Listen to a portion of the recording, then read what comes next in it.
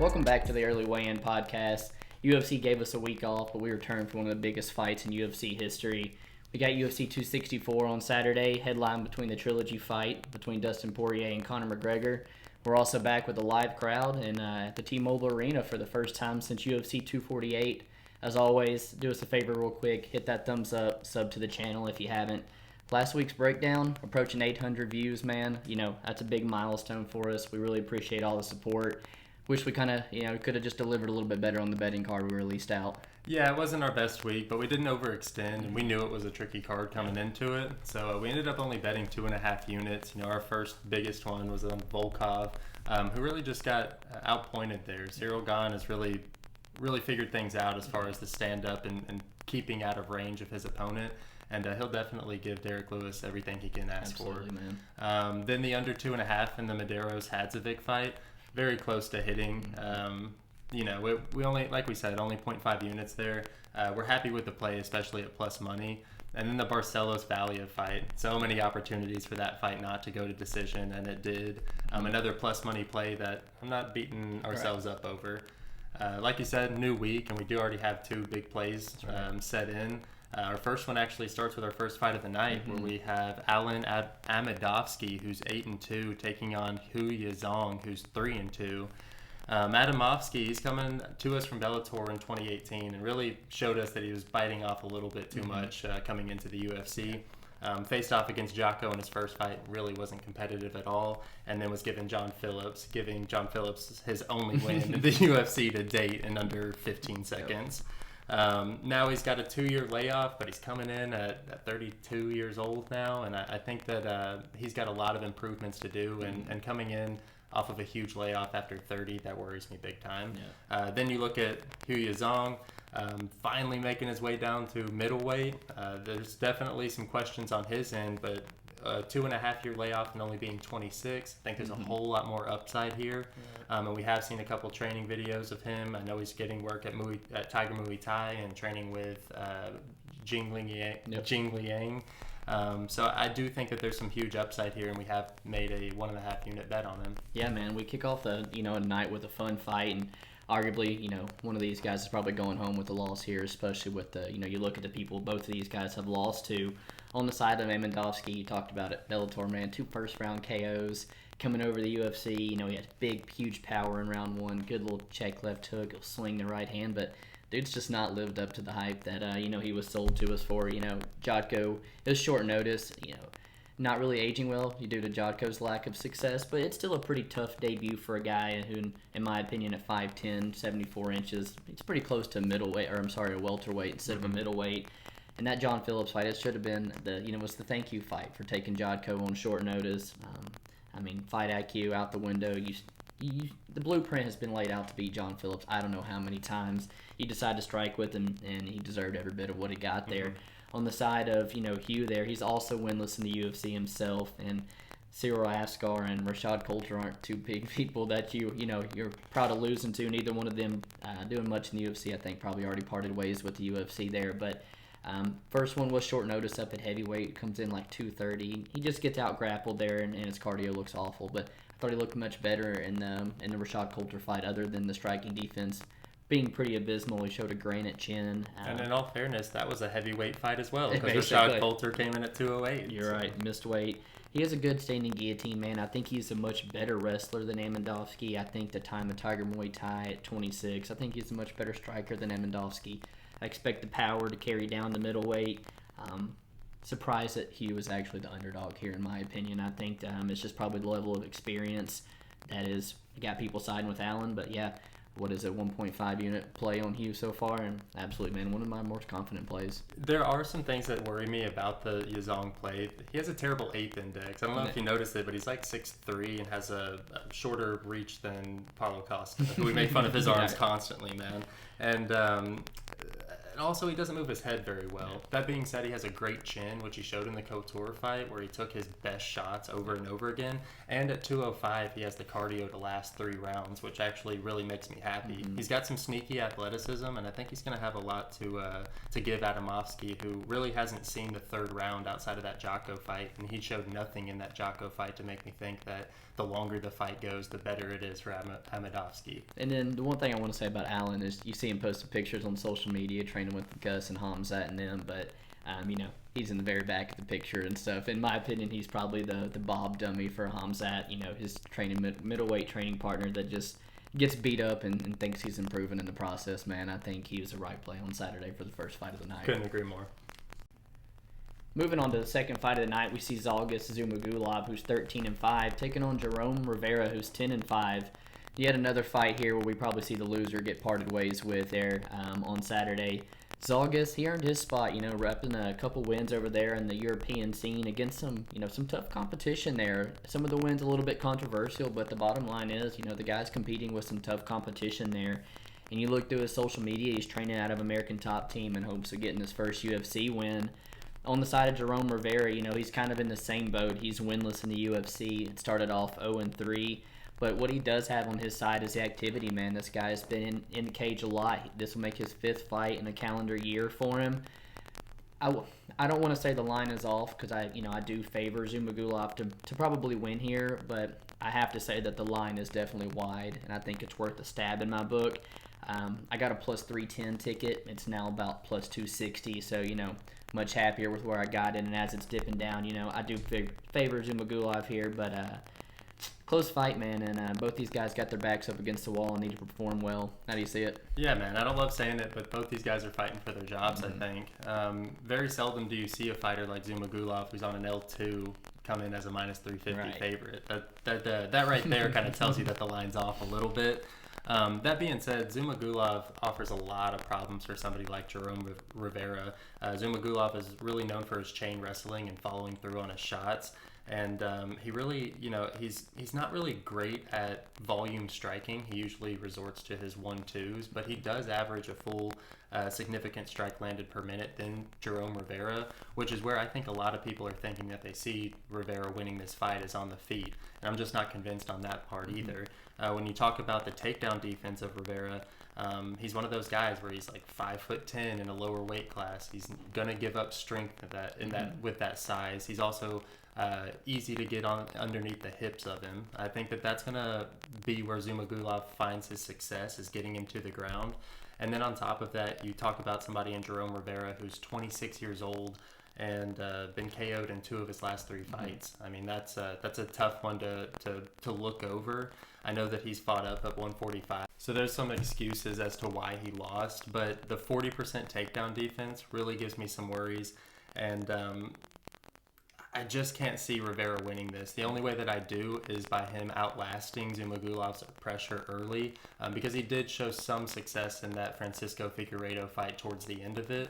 And so I think that cardio might be on the side of Rivera, but I'm just not sure if it will be if he has to work as hard as Zhumagulov's going to make him work. Yeah, Zhumagulov, man, he's excellent at making fights just extremely close.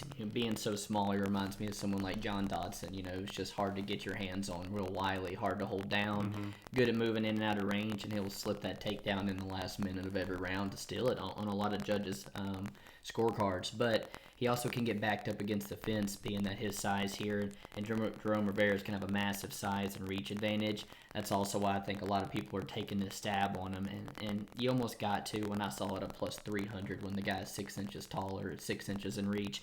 It makes a lot of sense here. My opinion, Jerome Rivera, a lot of holes in the striking. Once he does throw his strikes, he tends to hang out in the pocket instead of getting back to his distance. And, it's called him in the Tyson name and the O'Day Osborne. I just don't know if Zhalgas is that clean on the feet as O'Day and, and Nam to be able to put his lights out and get that other knockout. It's a close fight, but man, it probably should be a pass altogether. Yeah, I agree. And I got one more knock on Rivera. It sucks that he has 0 KOs, and a lot of people are expecting him to have this success on the feet. And then on the ground, he has 7 submissions, but he's not even a black belt. He just doesn't do it for me in the UFC. I think that he's still got a lot to work to do at 26, and he probably entered the UFC a little bit too early. Somebody like Zhalgas, who has had that regional scene experience, is probably going to make him pay here. I wish I was on the Rivera side with you, but I just can't just see him winning in any way. Yeah, I'm with you, brother.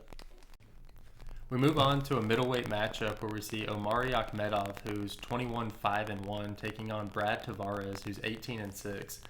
Omari Akhmedov, the ex-welterweight, who's now at middleweight, he's training out of AT&T, and it's a pretty simple game plan for him. He's going to look to get on top of you by any means necessary, and he is kind of one-dimensional. I definitely understand why Tavares is the favorite here. It's got to be because of that takedown defense that he's known for. Tavares is coming out of Extreme Couture, and it's tough for me to want to lay a favorite price tag on Tavares. Tavares has shown great takedown defense, but a lot of it is single leg takedown defense against guys who I don't think are quite on Omari Akhmedov's grappling level. And Omari's really good at the clinch work whenever he does his takedowns, and that's where I think that he's going to give Brad Tavares a little bit more trouble than what people are thinking. Although this fight is close, I'll lean Brad Tavares. I know I'm kind of going against what I just said, but I do think that Brad Tavares' gas tank and his experience in those later rounds will really kind of edge him out in this fight. What do you see in this as? Yeah, man, Brad Tavares, one of my more confident bets on the play, and we're third fight in, man. We're already seeing a ranked matchup between top 15, middleweights here. Omari used to be a welterweight, has moved up and found a ton of success at middleweight. He's 1-1 with the draw coming to Marvin Vettori, just last title challenger there. Say all that, the one loss is to Chris Weidman, and one of the the worst showings of a gas tank that I've ever seen. He showed a bad gas tank in the Marvin fight come round 3 as well, but man, the round 3 with Chris Weidman, to get out wrestled the way he did by a flat out exhausted Chris Weidman showed me that, man, Omari, maybe all the sambo he's done his whole life at 33, it's starting to catch up to him and stuff a little bit, man. I don't think the cardio is ever going to be fixed for Omari. It's kind of what I'm getting at there. And then, Tom Breese, that's not a good win in my book, man. Tom Breese will literally bitch out of a fight 10 minutes before it happens and stuff, and I get it. He goes in there swinging bombs with Tom Breese, and if that lands on a lot of people, it's going to put him away, man. But, he started getting caught by Tom Breese, resorted to the takedown, but round 1 ends with ultimately Tom Breese trying to get the rear naked choke on Omari Akhmedov there. So, even though he's a dominant wrestler, man, he's getting reversed on the mat, almost getting his back taken by guys like Tom Breese, and if he comes out heavy round 1, throwing punches, wrestling early, I don't think he can sustain it over 15 minutes against someone with the cardio of Brad. You talked about him training out of Extreme Couture, and there's countless middleweights in Las Vegas right now. Roman Dolidze, Hamzat, Abubakar, Puna, Strickland, they're all there. He's getting work in with some of the best up-and-coming middleweights, in my opinion, the world has. And, his last fight, took our shot at fading him with Antonio Carlos Jr. He's on like a 2-year layoff with the ACL tear, been put out by Edmund Shabazian, who, you're not too high on, and I'm starting to get in that boat with you, So we took our shot at fading him, and man, Brad looked the best I think we've seen Brad look today.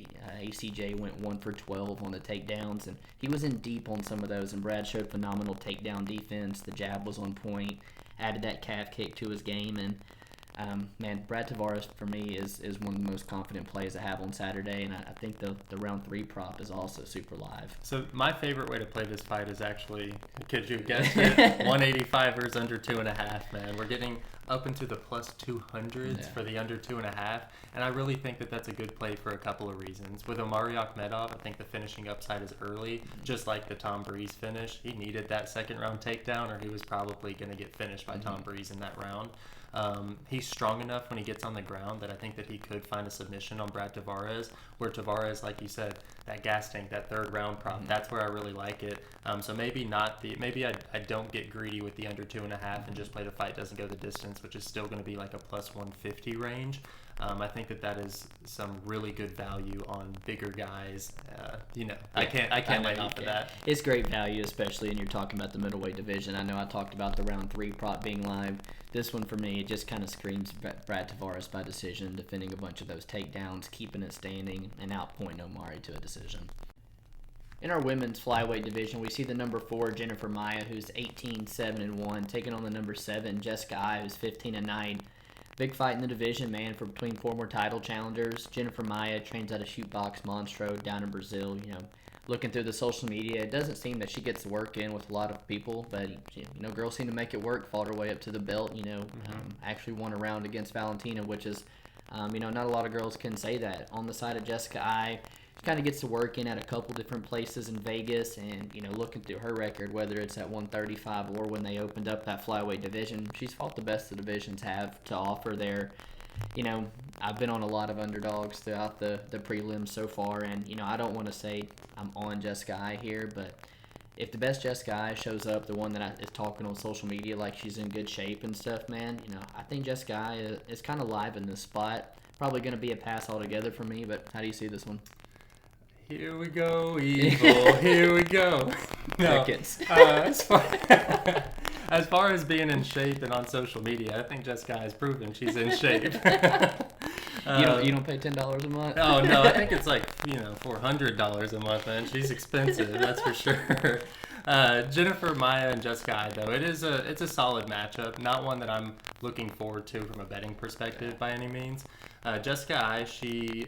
Her only win in the last 3 years is coming to Viviane Araujo, which is actually aging relatively well. And then she has had like some relatively competitive fights against Calvea and Calderwood, where at least she's not getting head kicked into oblivion, On Maia's side, like you said, a mildly competitive fight with Valentina Shevchenko, where I know after that second round we were trying to look up at the live odds and see if we could get Val at anything. I think Val might have dipped into the minus 350 range, something like that. But I'm going to go with Maia here. I think that she's just at a different point in her career, and she offers a little bit more expertise on the ground that'll kind of give her a way to bail out of any fight, where Jessica Eye just isn't,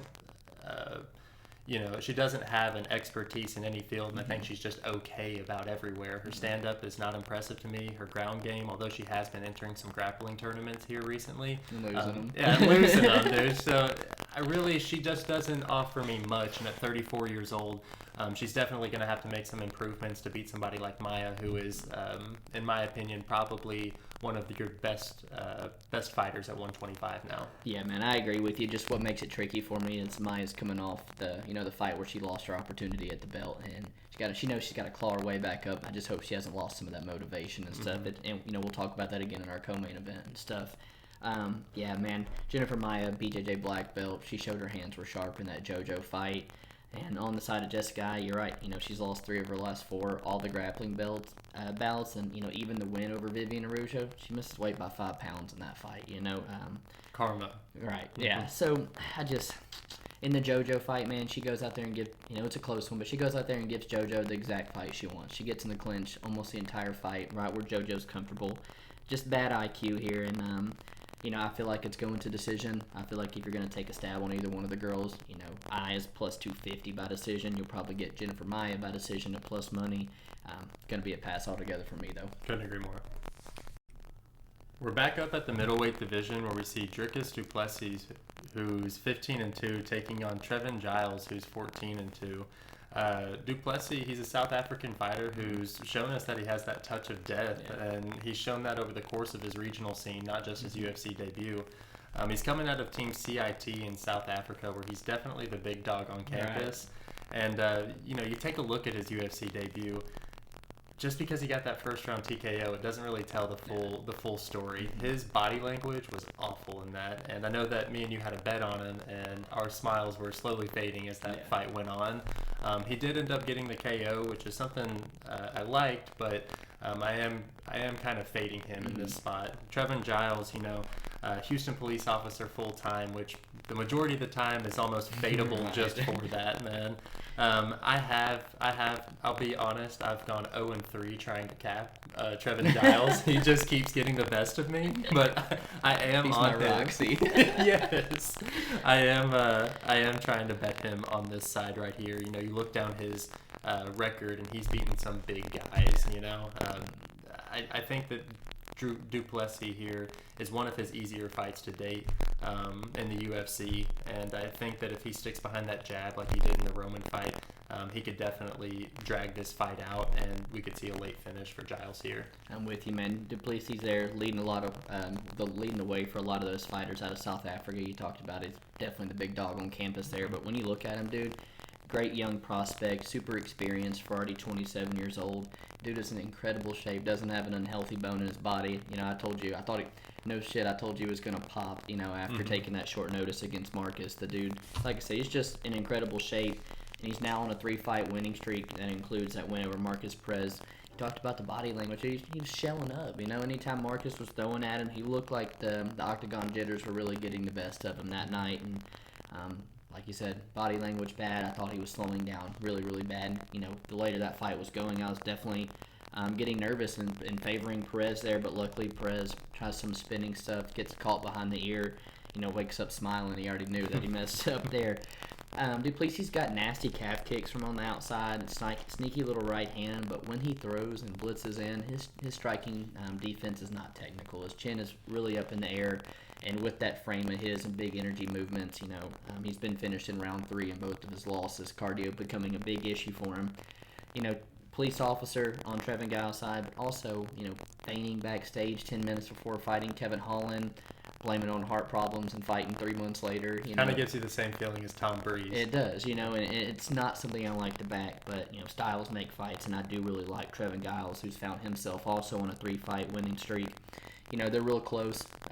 James Krause, DeLidze, they're all really close fights, but he is edging them out, and you look through the time at LFA, I could be spitballing here, but I think he's beaten Ryan Spann and Brendan Allen and guys like that. Guys that I would favor over Du Plessis at this point in his career. Giles got a good pop on his shots, man. He is heavy in that boxing stance, and I'm worried that calf kick could cause some trouble. That's really the only thing I see Du Plessis having here, man. I like everything I see from Trevin Giles. And the line's kind of flip-flopped all week, as who's going to come out as the favorite on this one. I think it's kind of smart to wait as we're starting to get some pluses next to Trevin Giles' names on some of those books. Yeah, so I'm with you on that. I think Giles is the play here. Moving on to the men's featherweight division, we see Ryan Hall, who's 8-1, taking on Ilia Topuria, who's 10-0. Probably the public's favorite fight, man, on Saturday here outside the main event. And, I couldn't agree more. This is a huge fight in the featherweight division. We got Ryan Hall doing his work out of 50-50 MMA in Washington, D.C. there. And since winning the Ultimate Fighter in 2015, due to a lot of injuries, he's been super inactive, fighting very rarely there. And then the generous matchups UFC have given him here, leads me to think that Ryan Hall is not the prospect a lot of guys think he is. And I just personally don't respect the leg lock stuff. Yeah, fuck all the leg lock stuff. On the side of Ilia Topuria, man, so close to pulling the trigger in the Yusuf Salal fight at the plus 160. I know we regret that. And after seeing him dismantle Damon Jackson the way he did, it is safe to say that I am all over the Ilia Topuria train here. I love what I see from the 24-year-old. And again, man, just not a fan of Ryan Hall. Maybe getting, my bias of him just going to get the best of me, but hope he takes a dirt nap on Saturday, man. I'm team Topuria all the way. The man, the myth, the legend, Ryan Hall returns at the ripe age of 36 years old, man. He's one of my dad's favorite fighters, and for good reason, man. He's one of a kind. You cannot replicate him. I'm with you on it. I don't fuck with leg locks at all, but he's mastered it, man. He has definitely mastered it. And it's a tough one to prepare for. I know that he's had a couple of injuries, but he is one of the more avoided fighters in the division, and for good reason, man. Like, if you do get on the ground and he gets a hold of your legs, you're toast. I think that there's also something to be said that Hall, although, he doesn't look like it, he does have some sneaky athleticism. He'll throw a spinning back heel kick and catch you, like you saw in that Darren Elkins fight. He's a tough guy to hit too. Like whenever Ilia Topuria is gonna come in there and try and, I imagine early, try and do exactly what he did to Damon Jackson, Ryan Hall does not mind shelling up and going to the ground. Like, he'll kind of bait you into trying to finishing him on the ground. And Ilia Topuria is somebody who, at 10-0, 24 years old, sitting at a minus 250, is a prime parlay buster in my opinion, man. I think that arrogance is something that you should factor in, especially with somebody like Ryan Hall, where he can capitalize on a mistake in a split second. I'm really hoping that Ilia Topuria knows that his best chance is to win this on the feet. And, I personally will be playing, will be laying off this fight. I might, degen Ryan Hall by sub bet, but this is one where I want to lay off of. There's another fight coming up on the card that I'm also that's a parlay buster written all over it. I'll be laying off of this fight and just enjoying, hopefully, a BJJ match, a good one. You mean he called the damage with a spinning heel kick? Nice. No, but I mean BJ Penn, who was it? Gray Maynard, Artem Lobov. He's not even submitting Lobov. Gray Maynard and stuff. I truly think that Ilia Topuria has the jiu-jitsu that can maybe at least negate some of this. But I do understand the talk coming from him on Twitter this week saying that he does not mind starting in 50-50 with Ryan Hall. I hope he's just, blowing smoke up everyone's butt and stuff. I really hope he doesn't come out there with that approach. I hope he comes out there smart, works the body, stays on the outside with his boxing. Yeah, man. Ryan Hall is always, live with that crazy submission, and it does make you want to lay off the 24-year-old who's yet to kind of face that, I don't want to say adversity because we have seen him in his fight before the UFC take over a lot, take some adversity and fight back to win that fight, but like you said, Ryan Hall just offers a lot that a lot of guys do not offer. It's hard to train for. You can't really bring in guys that are just leg lock specialists the way he is, but under 2.5 is only minus 125. If Ryan Hall always has that sub potential, and Topuria's finish rate is through the roof, that's something we might look at. Yeah, but I'm going to side with Topuria officially. I actually like him inside the distance, and that's probably going to be the way I play it. Okay, so I got one more thing about Ryan Hall. Is a lot of people, and both of us, think in this breakdown, we've kind of narrowed Ryan Hall down as this sub or bust type of guy, but that's not really the case. You talked about him not really finishing Darren Elkins or Gray Maynard. He's one of those guys that can actually win rounds because of how offensive he is on the ground. It's not just like a Chase Hooper, he's not out wrestling you. He's not winning the exchanges on the feet. Ryan Hall does have some layers to his game. So I don't want to sit here and say that that's his only path to victory. If it does wind up on the ground and Hall is leading the grappling exchanges on the ground, I can definitely see a way where he does win a decision here. He just needs to stay off the feet with somebody like Ilia Topuria, who delivers some of the worst body shots I've ever seen. It's funny that you brought up Chase Hooper because I have here written down that Ryan Hall to me is just a better version of Chase Hooper and Jordan Lathan, man. I really do think that Ryan Hall, as you get to the top level of competition, the leg lock stuff's just not going to work. And I don't see the improvements in the stand-up. I don't see the consistency in fighting. I think unless you're Wonder Boy, when you get up to the very top level, you really just can't be very one-dimensional. And I haven't seen stuff in the stand-up that makes me think that he can hang with the top of the division. But yeah, man, I absolutely know why he is avoided. I've got one more X factor about Ilia Topuria. I know that the lockdown just lifted in Spain, and Ilia Topuria did not return to MMA Masters for this camp. Yeah. So that is another thing that he might not be coming in here on the top of his game, and just another reason why I'm laying off of him here. I understand, man. We move on to the welterweight division where we see Niko the Hybrid Price, who's 14-4, taking on Michel Demoledor Pereira, who's 25-11.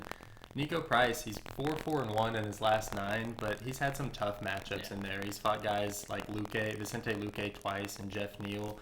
And to be honest with you, man, he's an extremely difficult fighter to cap because even in his wins, they're crazy, man. He's now got right. He's now got 2 knockouts off of his back, which you can't say about anybody else.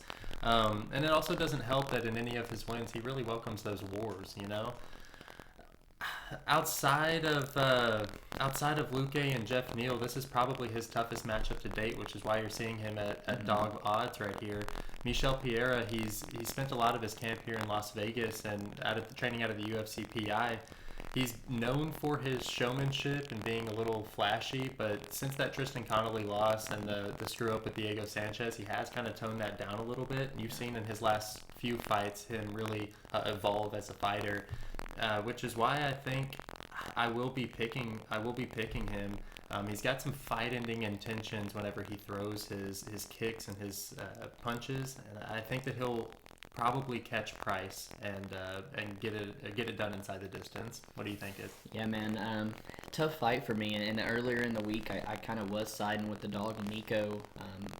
Obviously looking at who they fought and stuff and seeing that at plus money, it kind of intrigued me. But the more I got into it, yeah, I definitely do agree with you here. But I think everybody can agree that this is going to be one of the most entertaining fights that is on this entire card. You've got Niko Price, who's a 12-fight UFC veteran now, who's seen this judges scorecard once, and you've got Michel Pereira, who's before the last two doing fucking backflips and stuff across the cage. You're not sure what to expect from him.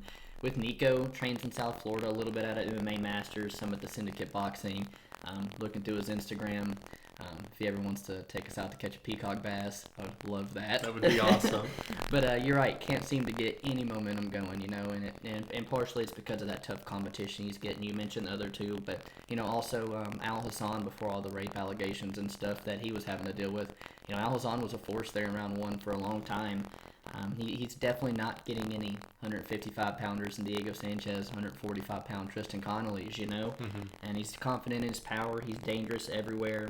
Great kicks on the outside, great right hand. But, man, Niko's striking defense is absolutely abysmal. He's got a negative striking differential, meaning he eats more than he lands in a minute's time. He's been TKO'd in his last 3 losses himself.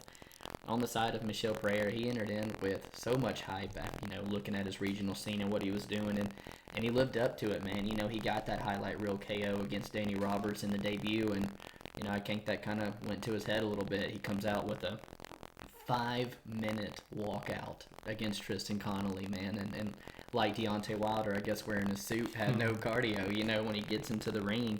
And then the Sanchez one, it sucks, but it was a good old-fashioned beatdown of Diego Sanchez, and he lands that knee. Diego pops up just like that, and then all of a sudden it's like, oh, yeah, I win. He got coached into he that. He definitely did, yeah. So looking back, should have been a win for him there, and you're right. These last two, you've seen a much more mature Michel Pereira. You've seen him stay on the outside. He uses kicks, mixing in the takedowns when needed, using that jiu-jitsu, and that's what I think actually could be the key here. If Niko wants to start getting wild and Michel wants to be patient, wants to be mature, we saw Jeff Neal slice through Niko on the mat, and I really do think the black belt Michel Pereira is going to have a massive advantage here. I won't be shocked if he does drop him on the feet, but I think Michel Pereira by submission is super live. See a big skill gap between them on the mat, and like I said, was early in the week, was on the dog, but the more I got into it, man, I do think Michel Pereira is the right play on Saturday. Another thing to think about is Niko comes into his fights usually as the bigger guy. I mean, I know he's only 6 foot, but the way his shoulders are built and everything else, he usually towers over his opponent.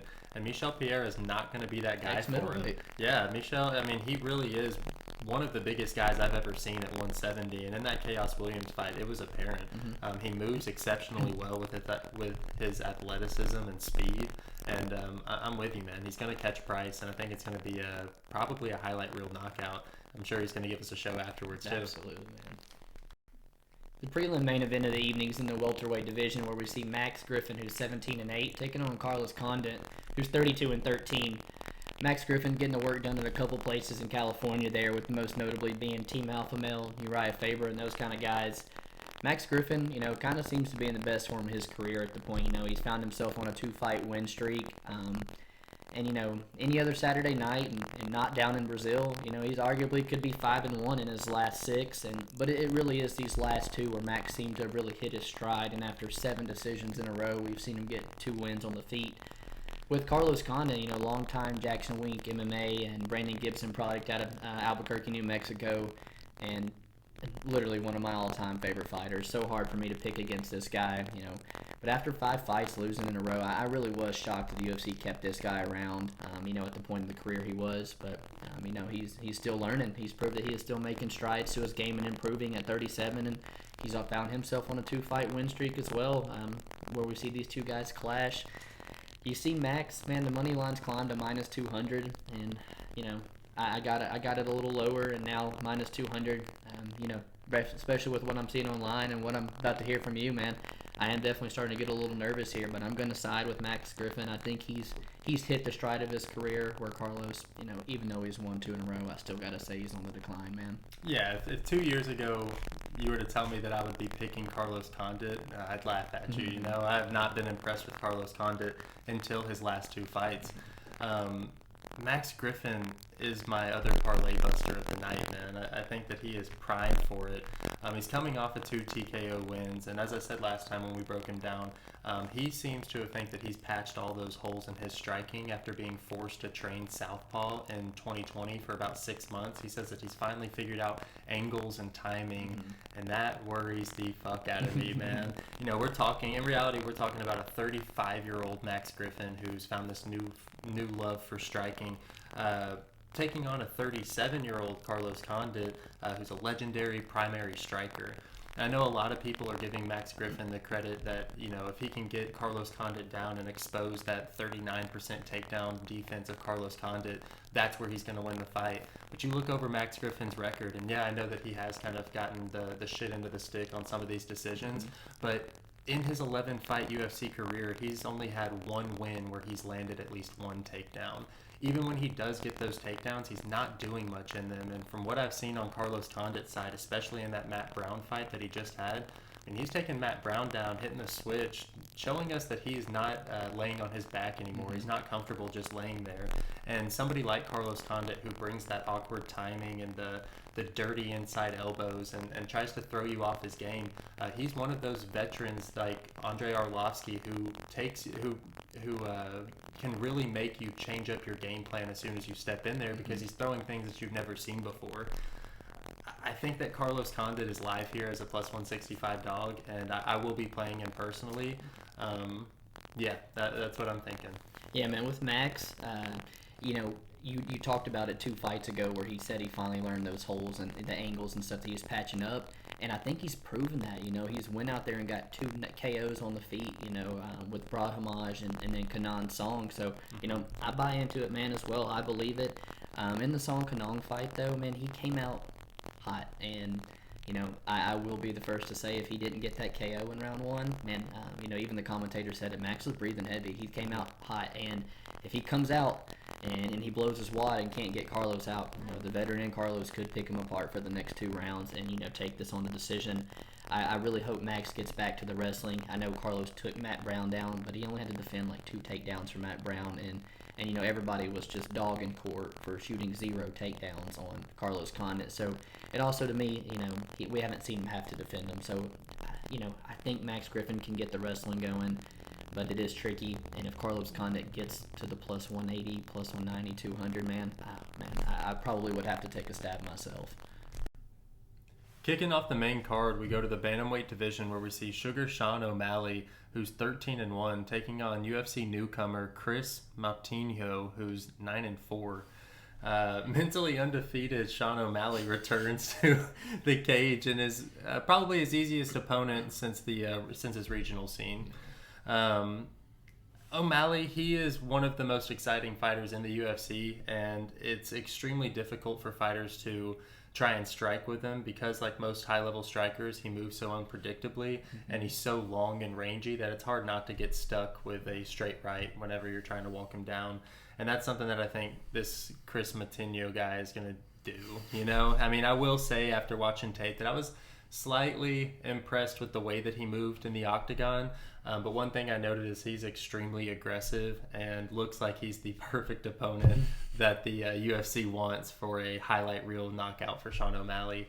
The D-Gen in me is on the under 1 minute at plus 600. I think that actually has value there. Sean O'Malley's my pick. How are you feeling about it? Same way, man. And out of everybody that threw their name out there, this is the one that we end up with here, you know. But you cannot have your gym losing on the Conor pay-per-view with all your eyes watching, man, and I completely understand.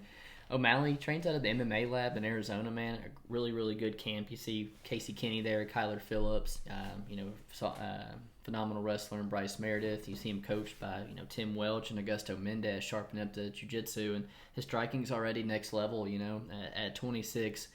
I really do think Sean O'Malley is going to be a problem that a lot of guys are going to have trouble solving going forward. Like you said, at 5'11" in the bantamweight division, the 72-inch reach it looks far, you know, bigger than that. He's able to cover a lot of distance.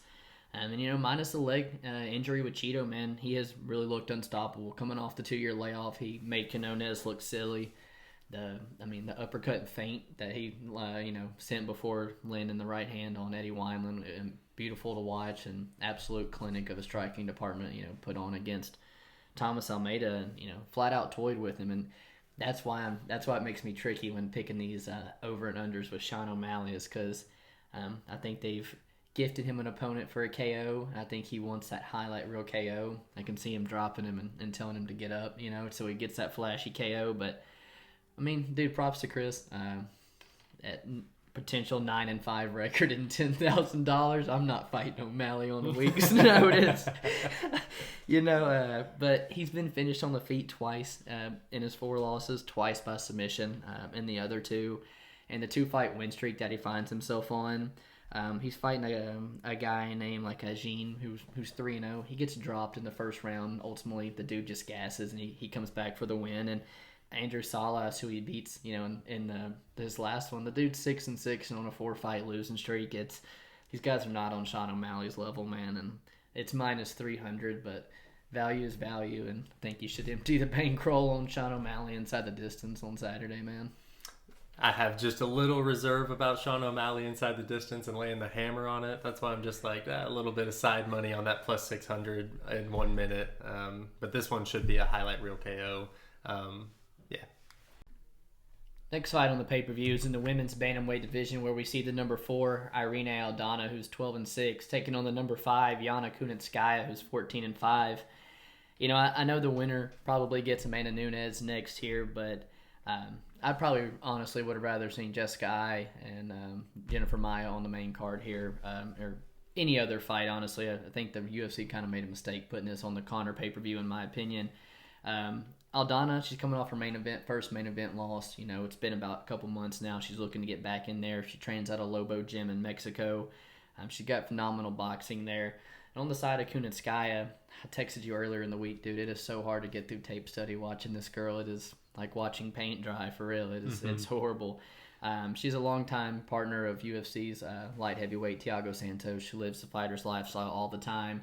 Trains out of American Top Team with a slew of good women, so she's getting really good looks in here. But man, as this line continues to close down, I honestly think Irene Aldana is the play here on Saturday. How about you, man? Yeah, I couldn't agree more. I think Aldana is the play, and as she creeps down into those pick-em odds, I really do think that she's the side to be on. I understand, looking at her last fight, there's really no sugarcoating it. She looked awful, man. Yeah. She chased Holly Holm around the octagon for 25 minutes and looked like she didn't have a single idea how to cut the cage off. That being said, Holly Holm is a master at staying on her bike. World-class fighter. Yeah. All that being said, Irene Aldana is one of those girls that actually has legitimate KO power, which we've seen throughout her Invicta career and in the UFC, which is probably why the UFC is kind of gifting her this spot to showcase her skills. Aldana usually works with a reach advantage, but she's actually not going to have that here against Yana. Yana does kind of close that gap, and that does give me some reserve. Yana's that type of fighter that, like you said, embraces that grind, and honestly, that can take you a really far way in a women's division. She's very strong for it, and she utilizes that clinch really, really well, which we've seen in like the Cyborg fight in Invicta, which, before she got knocked out, she did control Cyborg up against the cage for like a half a round. Yeah. We've seen that same clinch position in the Stolyarenko fight and the Ketlin Vieira fight, where she holds him against the cage, throws those tough inside knees, and wins points, I think that Irene has the ability, as long as she can keep herself off the cage, to get this knockout. Yana's a girl who drops her hands when she throws her kicks, and I think that there will be a lot of opportunities for Irene Aldana to land one of her hooks or one of her straight shots. You talked about her training over there in Lobo Gym in Mexico with people like Alexa Grasso, and they're known for that crisp boxing. I really like Aldana in this spot. There is one fight that I remember looking at that gave me a little bit of reserve in betting Aldana, and it's her debut against Leslie Smith. Leslie Smith was able to edge her out by just putting that pressure on her and really kind of, embracing the grind against somebody like Aldana, and kind of overwhelmed her. I hope that Aldana's made those improvements, and honestly, I think that she has. And Yana doesn't bring anything to the table that makes me think that she'll be enough to kind of edge out a close decision like she did against Ketlin Vieira in her last fight. I'm right there with you. I think the boxing of Aldana is going to be huge in this one. Her 4 losses in the UFC all come to former title challengers. I think she's tested at this point of her career. Reach advantage, very similar, but she is 5'9" here. She's going to be, a little bit bigger when these girls square off. And in anything that you draw from the Holly Holm, whether it be, chasing or the 5 takedowns Holly Holm landed, man, Holly Holm, like I said, is a world-class fighter and worlds above Kunitskaya here. Kunitskaya, like I said, she's been tested as well, though. The debut with Cyborg, Aspen Ladd, where she's arguably up 2 rounds before losing that one. Caitlin Vieira as well. A little bit close fight, a little flurry at the end, maybe won it, but both these girls, they've been tested well. But yeah, man, as it closes, I think Aldana is going to be the bigger, stronger girl with, the better striking here. And I don't think she's going to get stuck on the cage or stuck on the bottom against Yana Kunitskaya here. So I think the best play is probably to hold off and let's get the best line we can on Irene. Mm-hmm. We are putting the casual cap on the line for this heavyweight matchup between Thai Bam Bam Tuivasa, who's 12-3, taking on the Prince of War, Greg Hardy.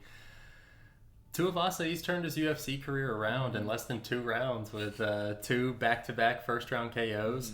He really needed it after suffering 3 straight losses.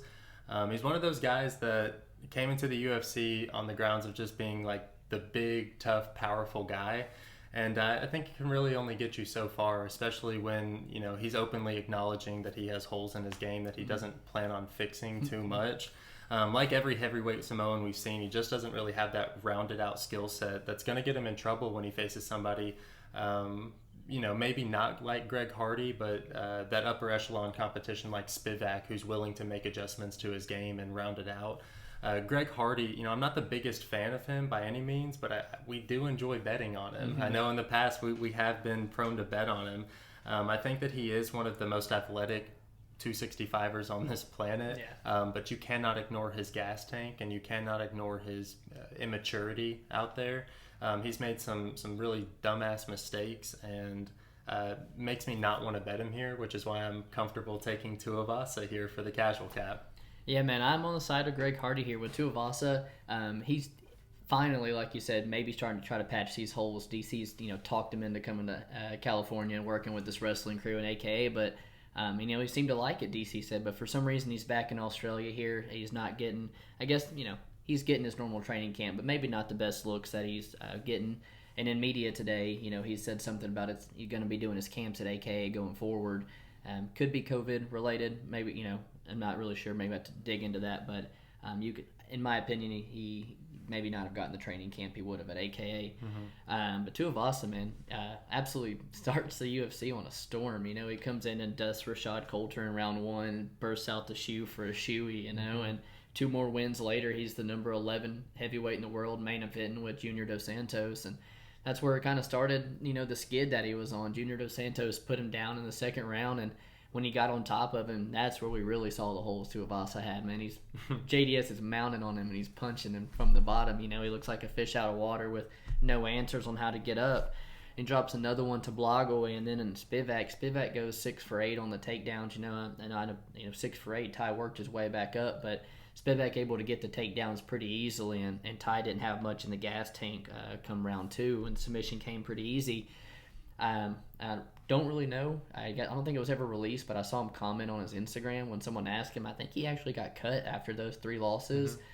Came back short notice or re-signed and during Fight Island times, and we had a perfect little hedge spot in that true fight, and it hits with Tuivasa round 1 with 1 second left. One of the best bets we've hit, and then he comes back to get Hansucker on short notice, man, and the calf kicks really started to shine. Hansucker couldn't take but 3 or 4 of those, and he was done. With Greg Hardy, it's the first fight of 2021 for him, and he's no longer at American Top Team. He's training with Rashad Evans and stuff. So for me, career potential and stuff, I don't really like it. There's a lot of heavyweights for you to work at with at American Top Team there, but with his background and stuff, problems, I'm sure he's not a easy guy to get into the gym that a lot of guys like to work with. But he really does seem to like it with Rashad Evans. And in the Marcin Tybura fight, round 1, he looked really, really good. He looked really patient. He was finding a home for the right hand. And then the takedown started coming from Marcin there. And like I said, it gassed Greg Hardy really bad. And it's like you said, it's something that is hard to ignore because even then Haler Gate, a couple fights ago, maybe it is the asthma, maybe the cardio is never going to be fixed. But Tuivasa's not one that, I think is going to grapple enough to kind of eat at that gas tank. We've seen Greg Hardy go 3 rounds with Volkov in a striking fair. And if Ty's going to keep this on the feet and not try to clinch him or anything, I trust the cardio of Greg Hardy here. I like the size. I like the improvements and potential we see. So, yeah, I'm going to go with the ex-football player, 5-star athlete, and Greg Hardy to kind of point his way to a decision here. Tai Tuivasa is a hard guy to finish. And I go ahead and keep talking, but I'm going to look at that Tai Tuivasa by decision because I think it's pretty sweet. Yeah, it's wild that you're picking him by decision. I'm glad that you brought up the calf kicks because that's how I'm calling Tuivasa to finish this thing. Greg Hardy's heavy on his lead leg, and I don't think that he has the ability to make the adjustments on the feet if his leg does start getting torn up. I think Tuivasa will sit down on those leg kicks and eat any of the power that Greg Hardy has because up until this point, once Greg Hardy faces these higher level guys, it seems like he doesn't have the power that we thought he did whenever he came in off the Contender Series.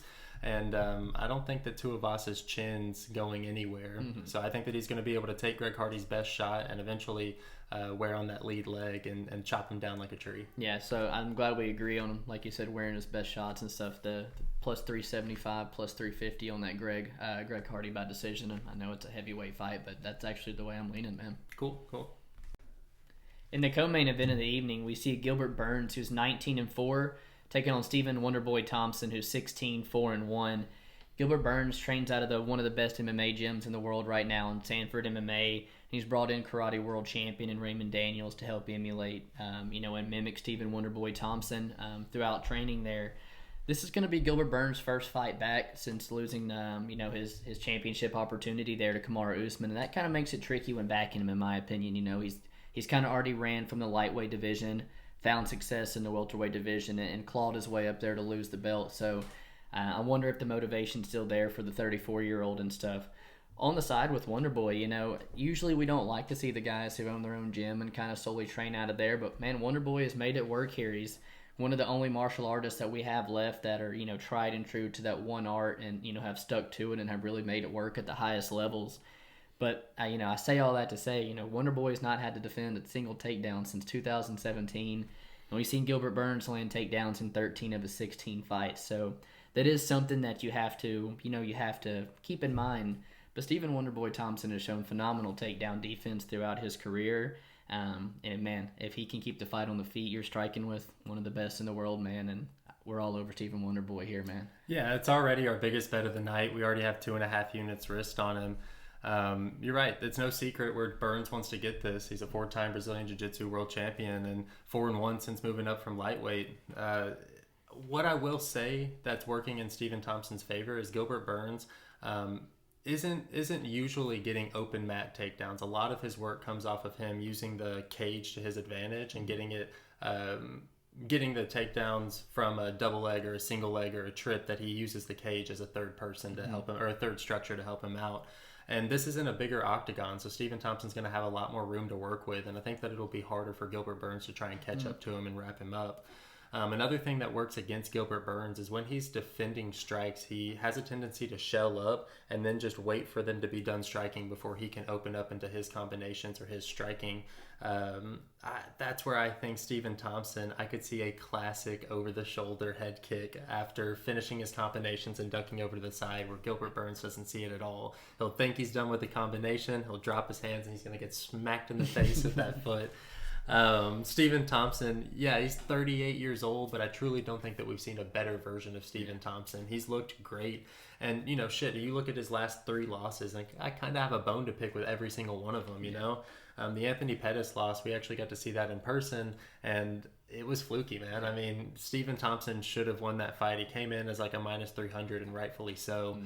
Even after that fight, I'd take Stephen Thompson 9 out of 10 times if he fought Anthony Pettis. And then, the Darren Till one. That's in Liverpool. Ariel Helwani likes to fuck with Darren Till on Twitter about it. I mean, that was Stephen Thompson's fight to lose right there. He should have won that. And he has a 4-inch reach advantage coming into this.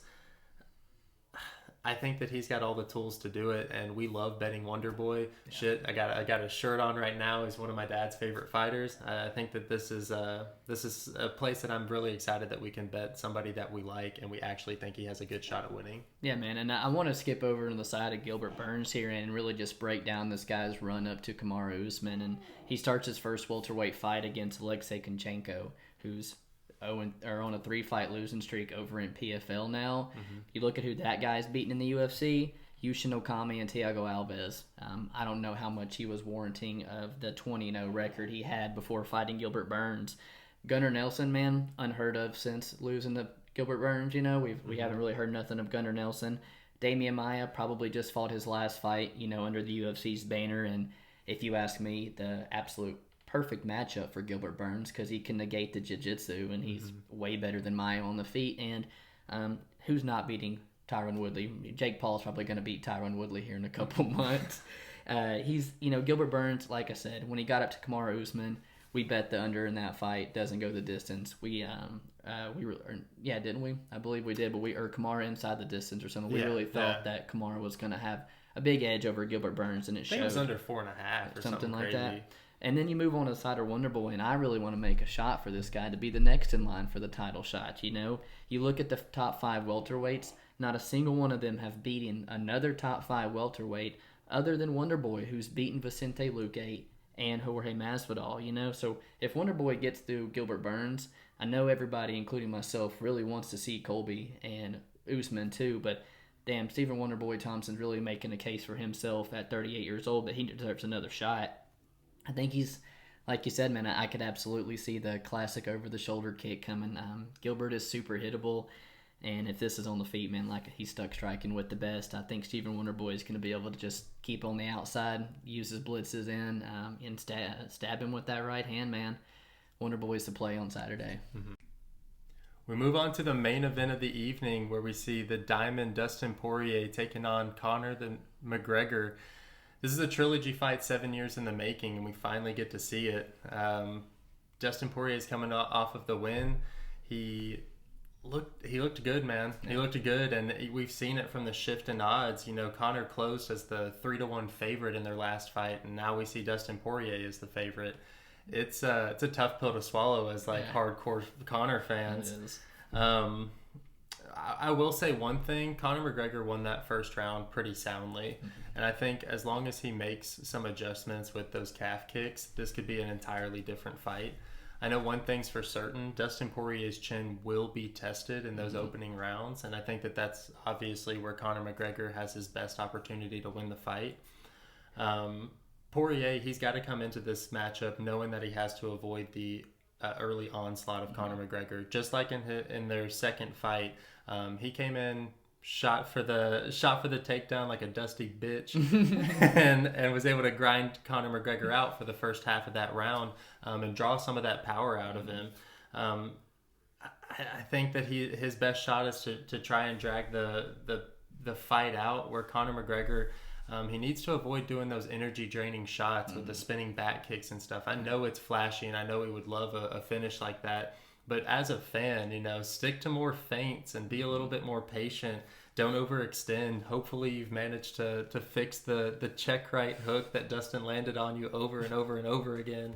Man, from a betting perspective, I think to go from a 3-1 favorite on Conor in their second matchup to plus money now, it'd be silly not to play him. I think that we found a really good spot to play him in the rounds 1 and 2, where it's a plus 200. I think that's a quality spot right there. Are we agreeing that Conor McGregor's got this? I think Conor's got this early, but man, the later it goes, it is hard not to favor Dustin Poirier. You got to think the winner is probably going to go on to fight Charles Oliveira for the lightweight strap, but for the loser, man, Dustin Poirier's used to grinding his way to the top. It's okay for him to go back to the chopping blocks on the top 5 and work his way back up. But man, for Conor, who's 3-3 in his last 6 and one win in lightweight, in 2000, all the way back in 2016 against Eddie Alvarez. He's got a lot riding on this fight, man. I know he's a global superstar, but man, if Conor loses this one, in my opinion, the Nate Diaz trilogy is about the only thing he has left on the board for him. the first time that they fought, it's on the historic rise of Conor McGregor, and he mentally had already beaten Dustin before they even stepped in the octagon. And 2 fights later, Conor McGregor's the featherweight champion.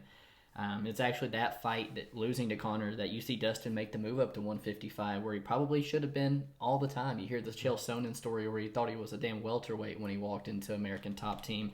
And I think Dustin showed how much bigger he was in the rematch up at 155 when he looked huge. But, while Conor McGregor has went and chasing money and bigger fights up at welterweight, you've had Dustin Poirier, KO and Justin Gaethje, Eddie Alvarez, beating down Dan Hooker, and beating down Max Holloway in the prime of Max Holloway's career. He's been the one tested. He's been the one making improvements. And when that second fight came around, man, I think Dustin was the one to show those improvements. You talk about the takedown that he landed early, the calf kicks that have now become a huge part of the game while Conor's been inactive. Dustin's incorporating his game. And on the Conor side, man, he always had that goal of coming in and not taking part, taking over. He wanted 2 belts, and he's already done it, man. He's already got all this money. He's got the kids now, and millions of dollars. And no matter what you say, it's always going to take a hit on your training. And he's been relatively quiet on social media until today. I think I saw the first picture of who he was even training with and stuff. And Owen Rowdy and Kavanaugh were there, which is nice to see. But he's switching gyms and stuff at this point in his career, and I see him riding that fucking bicycle instead of being on the treadmill. So I'm not so sure that cardio is going to be there again for him when later rounds come. Dustin has just showed that he's one of the best fighters in the world, in my opinion, while Conor's kind of set on the outside. But come round 1, you rewatch that fight again, and Conor's landing his shots, and I don't know if I can trust Dustin's chin to take those shots repeatedly over again, and that's why the McGregor plus round 1 and 2 at plus 200, I think is one of the better plays if you're going to play McGregor that you're going to take. Yeah. You talked about McGregor kind of being silent as far as his training on social media. He's not silent on social media, though. That is one thing I really do like, is he is finally talking shit again, which is vintage Conor, and I think that helps him get into the mindset that we need for him to be the tiger out there, he needs to light that fire under his ass, because he surely hasn't shown it in his last couple fights. Doesn't need to be trading whiskey and hot sauce. Needs to be posting pictures of your wife's DMs. Right, calling him P-head, you dirty hillbilly, all right? I like it all, other than the fact him saying first to shoot's a dusty bitch. I like him calling him a dusty bitch and all, but the first to shoot thing, I think Dustin Poirier kind of hit the nail on the head whenever he replied back saying it does kind of just reek of insecurity. And I agree. Conor McGregor is probably insecure about his takedown defense. In his last couple ones, he's getting in his last couple losses, he's getting controlled on the ground, and he struggles to get back to his feet. I think that he would prefer this to be a boxing match, but it's MMA, and Dustin Poirier is better at using MMA to win his fights than Conor McGregor is. And then when you talk about everybody just wanting him to go back to this karate stance, and I'm not so sure that karate stance is going to be the the end of the calf kicks and stuff. You're still going to bounce in and put your weight on that front leg, and like MVP versus Douglas Lima. Douglas Lima lands one of those when you jump in with your hips in. It's going to put you down on the floor. I think the best way to counter that is the ability to switch stances. So I'm open to seeing that Conor comes out here, maybe opens as an orthodox fighter, uses that left hand as a jab, power jab this time around. We saw him kind of sneak the right hand up through the guard and cause some trouble for Dustin. I think that's what's going to be Conor's going to need to combat these calf kicks. As far as a takedown defense, I think Dustin might have just caught him by surprise. We saw Khabib struggle to get that first takedown defense. We've seen him work back to the feet with Chad Mendes a little bit on short notice. I think Conor has underrated takedown defense. I really do. But yeah, it does reek of insecurity, like Dustin says. And Dustin might be the better mixed martial artist, man. But Conor in those first couple rounds is one of the most dangerous fighters in the UFC. You talked about Khabib having struggles with getting Conor McGregor to the ground, and it brings up a great point that I forgot to mention. Conor McGregor needs to utilize his star power. They just hired Herb Dean to referee this fight, just like they did the Khabib fight, and Herb Dean closed his eyes for that entire fight and allowed Conor to get fence grabs, glove holds, using the shorts of Khabib. I mean, constantly making fouls, and Herb Dean will not call it. That's something that Conor McGregor does have on his side that I think that he could utilize against somebody like Dustin Poirier. I promise you, Dana White and Herb Dean and everybody else fucking involved would like Conor McGregor to win this fight. They're not taking eye point deduction points. No, they're not. So Conor, if you want to sharpen those nails, do what you have to, man. We want to see you win. And we're trying to make a couple units. Right. I don't know. So I really do think that that's something that Conor McGregor should take into consideration. I'm not calling him a dirty fighter, but once you get to a certain point and you've made the UFC enough money, you get away with some things, okay? Just ask John Jones, you know? Get away with plenty. Right. So, yes, I'm happy that we both get to bet Conor McGregor. I'm happy with only risking a unit on it and at plus Finding 200. the right play. Yeah, I think that is the play to make. I don't feel like we're overextending, and I do feel like we have a little bit of bias, but, you know. We got to back our boy. Yeah, we got to back our boy. Absolutely, Got man. to see it through. That concludes UFC 264's breakdown. And as always, man, you know, we like to break down, give you guys a couple fights, fighters, best picks, all that kind of stuff. So what's the fight that everybody needs to pay attention for? Yeah, I think the fight to watch is the Burns versus Wonderboy fight. We're huge fans of Wonderboy, and I think that it's his time to shine. At 38 years old, he's finally coming into what I believe is his prime with athleticism and experience, and I think that he's going to shine bright on the big stage. I'm going to go with Niko and Michel Pereira. I think that's an awesome fight. Neither guy tend to hit the judges. We've seen Michel Pereira be much more patient, more calculated, and he's going to have someone in his face like Niko that's going to let him be patient. It's going to be fireworks and a fun fight. The fighter for me, you guys need to keep an eye on, no other than our boy Conor here, man. Like I said, other than the Nate Diaz trilogy, you know, Conor takes a lot with a loss here in terms of his star power, his career, and potential moving forward. I think he knows it. And like you said, all the mental warfare finally starting to come back into play. I'm happy to see Conor perform on Saturday night, man, and get that one back. Nice. My fighter to watch is going to have to be Ryan Hall. I know you hate him, but my dad and I, we love him. So I hope he can go out there, get a classic leg lock finish, something crazy, fucking in the hype train of Ilia Topuria. I wouldn't mind it one bit. I hope he is sleeping like Worley Alves was last week. What's your best bet, man? My best bet has to be the Wonderboy bet. You know, we've already made that our biggest play of the night with 2.5 units. Personally, I'm playing it for like 5 units. So, you know, big on Wonderboy here. I'm huge on Wonderboy as well. But for me, I'm hoping I can talk you in on it some more. And Brad Tavares, I really don't think that Omari or Akhmedov really has it anymore, especially in terms of the gas tank. We've seen Tavares have a killer gas tank in the past and be able to defend those takedowns. And I think come Saturday, he's going to be one of the easier plays. In terms of best underdog picks, it's going to be, as always, action on the first fight, you know, and Hughes Yaozong. I think, honestly, I think it should be flipped, to be honest with you. I don't even think he should be the underdog here.